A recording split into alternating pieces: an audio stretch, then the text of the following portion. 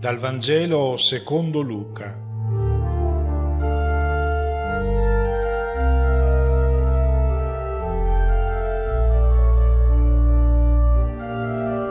Una buona domenica a tutti.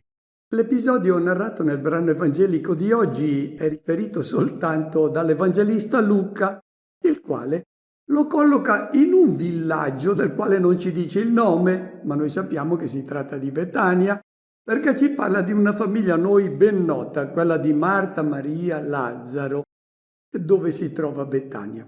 Osservate sullo sfondo e voi vedete il versante orientale del Monte degli Olivi e lungo la costa, notate, ci sono delle case sparse. Quella è la Betania di inizio Novecento. Città di Betania oggi ha più di 20.000 abitanti. Notate, sulla cima del Monte degli Olivi c'è un campanile che è alto 61 metri, appartiene alla Chiesa ortodossa russa dell'Ascensione. È lì che gli ortodossi celebrano l'ascensione di Gesù. Purtroppo su quel campanile non si può salire. Io ho tentato varie volte di ottenere il permesso, ma non lasciano. Ma da quella cima si può contemplare un panorama mozzafiato. Verso sud si vede il Mar Morto, l'Erodion, Betlemme, Hebron. Verso nord lo sguardo può contemplare il deserto della Giudea fino su in Samaria. Proviamo a immaginare adesso di salire sulla cima del Monte degli Olivi e poi di scendere lungo il versante occidentale. Noi arriviamo a Gerusalemme ed ecco adesso una foto che vi mostra la città di Gerusalemme. Sullo sfondo voi vedete il versante occidentale del Monte degli Olivi e c'è naturalmente quel campanile che vi ho fatto notare. Questa foto è stata presa dall'alto di una delle 3 torri del palazzo che Erode si era fatto costruire nella parte più alta della città di Gerusalemme, da dove lui poteva contemplare tutta la città. Vedeva il Monte degli Olivi sullo sfondo, poi la spianata del Tempio, con al centro il santuario che si trovava dove voi vedete quella cupola della roccia dorata. Perché ho insistito su quel Monte degli Olivi? Perché così avete l'idea di che cammino Gesù doveva fare quando, come ci dice l'Evangelista Marco, quando ci parla dell'ultima settimana trascorsa da Gesù a Gerusalemme, dice che lui di notte andava a riposare a Betania. Al mattino partiva da Betania, saliva sul Monte degli Olivi e poi trascorreva tutta la sua giornata nel Tempio di Gerusalemme, insegnando. Poi c'erano discussioni con scribi e con farisei. Avete quindi l'idea del viaggio che lui doveva fare ogni giorno per andare da Betania a Gerusalemme. Torniamo adesso nella parte orientale del Monte degli Olivi dove eravamo prima e vi faccio vedere una foto della Betania di inizio 800. Quindi ci avviciniamo un po' al tempo di Gesù, ma guardate che la Betania del tempo di Gesù non era molto diversa da quella che voi potete vedere nella foto. Lì sono stati fatti degli scavi e hanno trovato grotte che erano state abitate, cisterne, cantine, forni, magazzini, giare per granaglie, lucerne soprattutto, tante.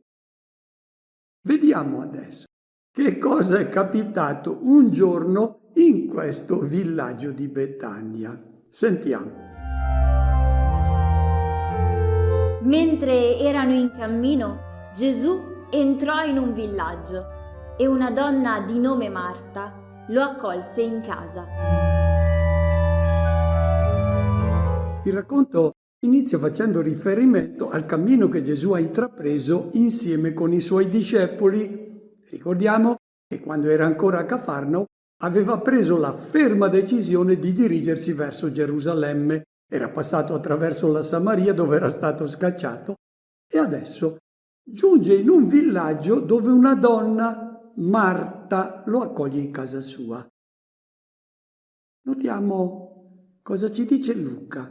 Gesù entrò nella casa di Marta. Dove sono andati a finire i discepoli? Sono scomparsi. Loro non entrano nella casa di Marta, soltanto Gesù. Per quale ragione? Questa famiglia, nel Vangelo secondo Luca e nel Vangelo secondo Giovanni, assume un significato simbolico. Osserviamo da chi è composta. Non ci sono padri, madri, mariti, mogli, nonni, figli. No, è una famiglia composta soltanto da sorelle e fratelli.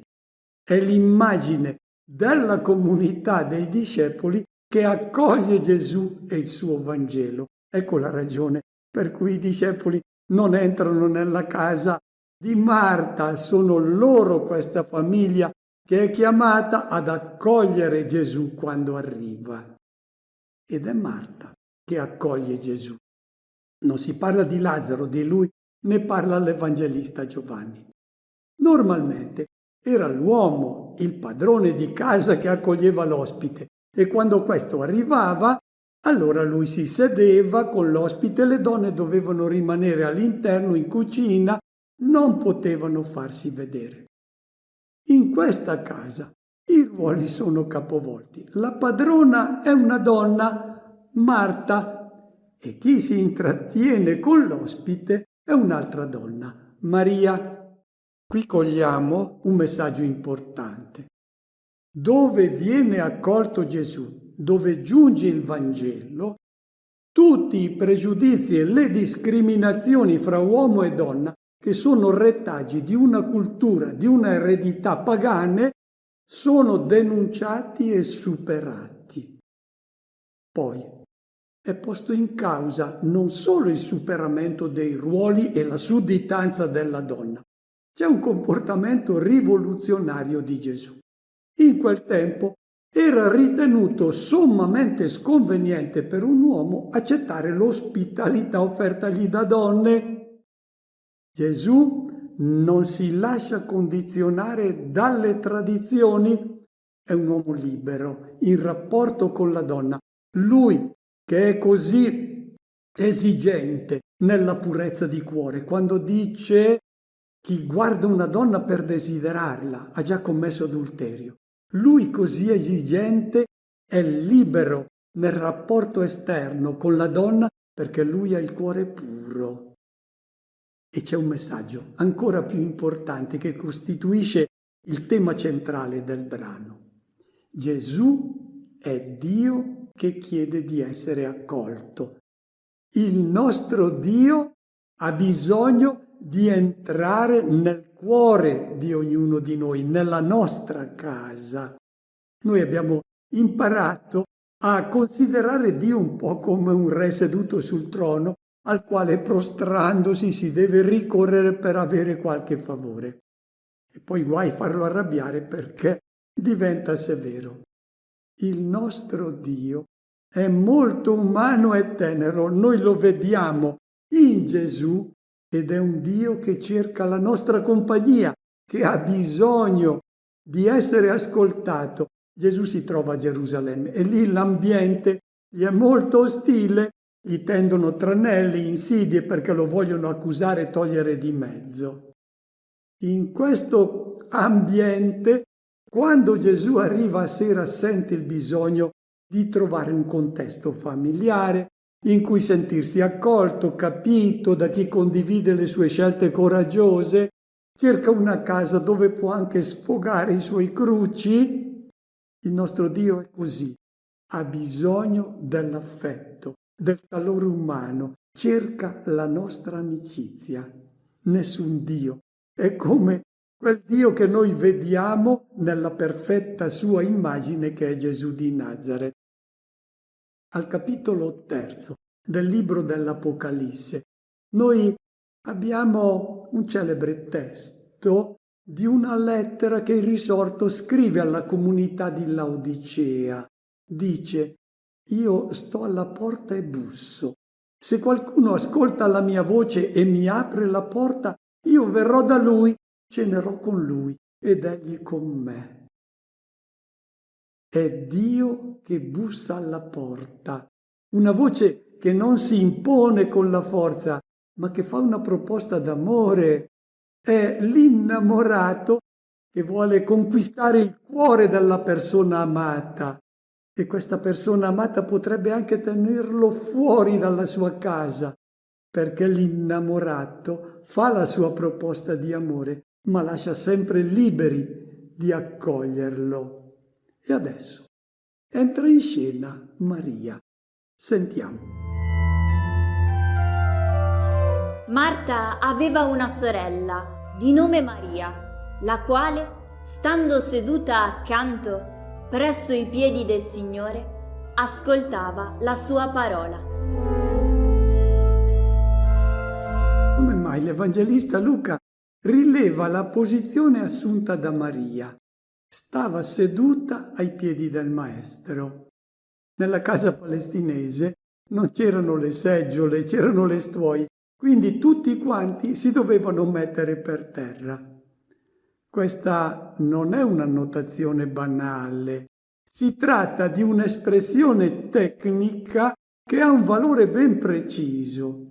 Stare seduti ai piedi di un maestro significava essere accolti fra i discepoli. Era applicata questa espressione a chi partecipava ufficialmente e regolarmente alle lezioni di un rabbino.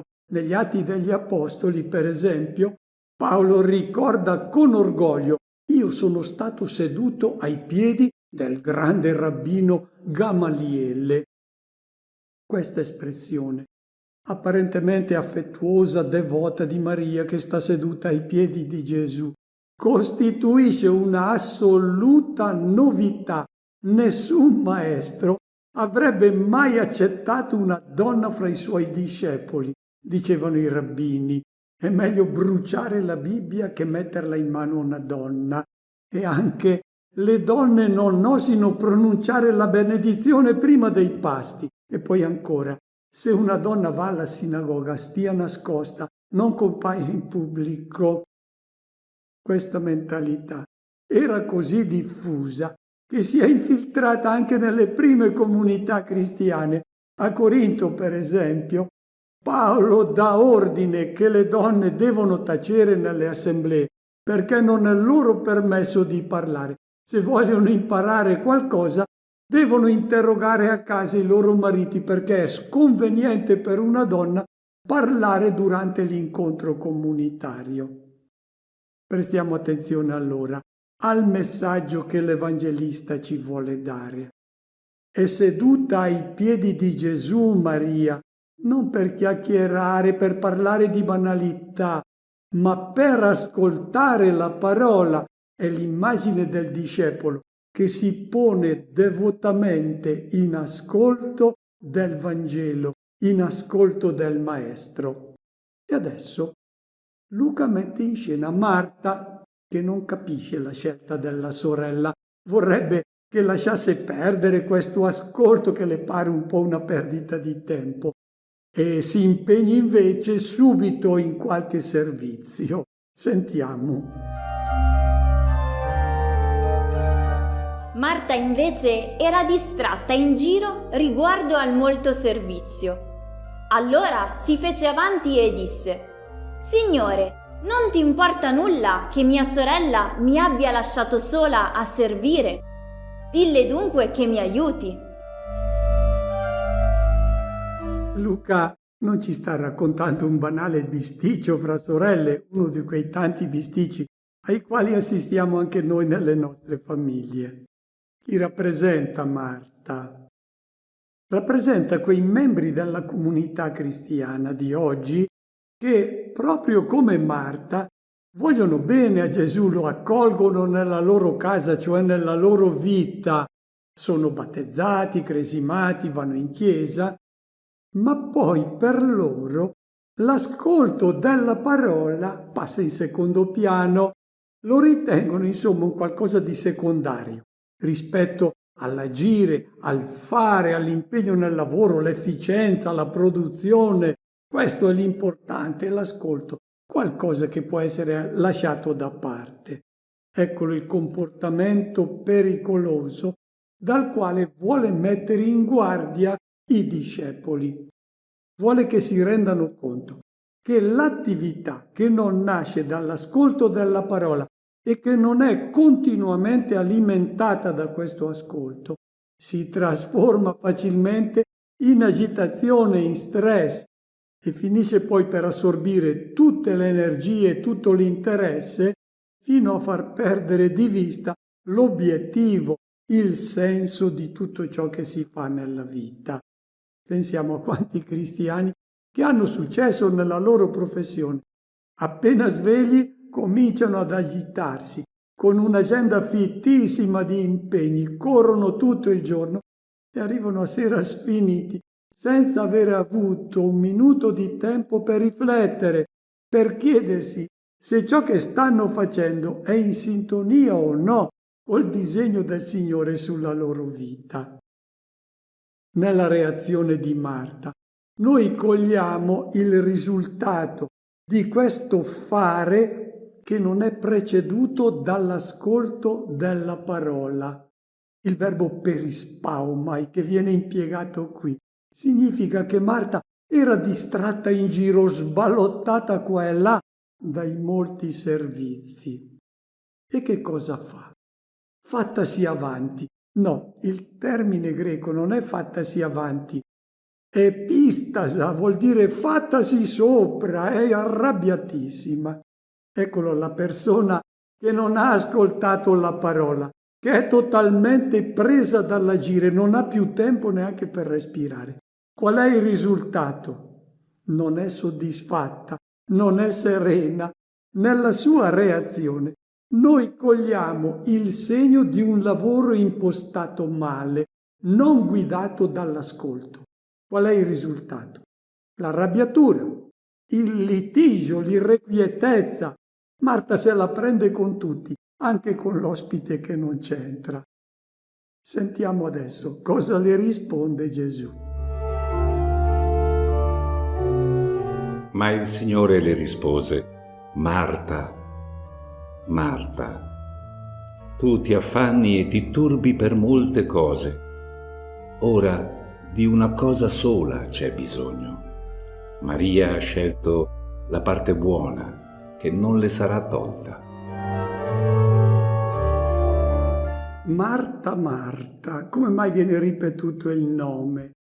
È il modo con cui spesso nella Bibbia viene presentata la vocazione di una persona. Samuele, Samuele, Mosè, Mosè, Saulo, Saulo. Marta qui è chiamata a diventare discepola. È buona Marta, si dà da fare, ma non è ancora discepola. Per diventarlo deve capire che deve mettere al primo posto, prima del lavoro, l'ascolto della parola del Maestro, che deve guidare poi tutta la sua attività. La conseguenza del non ascolto di questa parola. Marta, tu ti affanni e ti agiti. Il verbo affannarsi, merimnao in greco, descrive la divisione che avviene nel cuore dell'uomo quando è attratto tra due obiettivi, tra scelte opposte. Marta è sballottata un po' qua e un po' là e poi si agita. Il verbo thorubazein significa: Marta, tu metti in piedi solo una gran confusione, per cui non riesci nemmeno a godere delle cose belle che stai facendo. Non hai tempo per fermarti e gustare la vita, l'incontro con i fratelli. Vedete, non è il lavoro, gli impegni in favore degli altri che allontanano da Dio, è l'alienazione in questo lavoro, è il perdere la testa, non avere un attimo di respiro e di tempo per pensare ad altro. E questo disumanizza, fa trascurare ciò che è essenziale. Una sola cosa c'è bisogno. Maria ha scelto l'eredità buona. Questa non le sarà tolta. Cos'è questa opposizione fra le troppe cose e l'unica che è necessaria? Alcune traduzioni dicono Maria ha scelto la parte migliore, non c'è migliore, ha scelto la parte buona. Papa Gregorio Magno nel VI secolo ha distinto fra 3 gradi di santità. Quella dei laici, la più bassa, sopra un gradino più alto c'è la santità dei preti e poi la più elevata della santità, quella dei monaci, perché vivono in contemplazione. Cos'è la parte buona scelta da Maria? Il richiamo, parte è l'eredità. Il richiamo è al Salmo 16, che è stato composto da un sacerdote della tribù di Levi, i Leviti. Quando era stata spartita la terra di Canaan dopo la conquista, non avevano ricevuto in eredità un territorio specifico, ma soltanto la città dove potevano risiedere. Ciò che avevano ereditato e ciò che avrebbero poi lasciato in eredità era il servizio nel santuario. Questa è l'eredità magnifica, stare sempre con il Signore. È questa l'eredità che ha scelto Maria. Ascoltando la parola, lei vive tutta la sua vita in sintonia con il Maestro. Il grande problema dell'uomo di oggi è proprio la trascuratezza di questa parte buona, di ciò che è necessario, di ciò che è essenziale. Accade anche nelle nostre parrocchie, lo possiamo verificare. Ci sono preti, catechisti, cristiani impegnati in tanti servizi, nel caritativo, nella catechesi. Ma se questo lavoro non è preceduto dall'ascolto del Vangelo, si trasforma in affannosa ricerca del risultato e spesso diviene anche motivo di gelosie, litigi, ricerca di visibilità. Gesù non dice che Maria non deve lavorare, ma la parte buona e indispensabile che lei ha scelto è l'ascolto della parola, che poi guida tutte le scelte. Alle parole di Gesù non risponde più nessuno. Il racconto difatti non sembra concluso. Pare che Luca voglia proprio richiamare l'attenzione sul silenzio. Qui noi vediamo il silenzio di Maria. Durante tutto il racconto lei non dice una parola, non si difende, non spiega la propria scelta, tace. E tutto porta a supporre che il suo silenzio, che è segno di meditazione, di interiorizzazione della parola che ha ascoltato, questo silenzio si sia prolungato anche dopo. Non basta ascoltare il Vangelo, la parola del Maestro, questa va meditata, assimilata. E questo può avvenire soltanto nel silenzio. Marta adesso ha bisogno di sedersi ai piedi di Gesù per ascoltarlo, per recuperare la calma, la serenità interiore, la pace. Se vogliamo concludere questo racconto, possiamo ricordare ciò che narra l'Evangelista Giovanni al capitolo 12 del suo Vangelo, dove presenta Maria che manifesta il risultato di questo ascolto della parola del Maestro. Lei che versa senza calcoli il nardo prezioso che è simbolo dell'amore gratuito e dona questo nardo a Gesù attraverso l'amore al fratello. Questo profumo d'amore, che è l'amore di Cristo, è un profumo firmato e dice l'Evangelista Giovanni che tutta la casa si è riempita di questo profumo. È il profumo dell'amore che dovrebbero percepire subito tutti coloro che si accostano alle nostre comunità, quando queste comunità nel loro impegno, nel loro lavoro, fanno precedere tutto dall'ascolto della parola. Auguro a tutti una buona domenica e una buona settimana.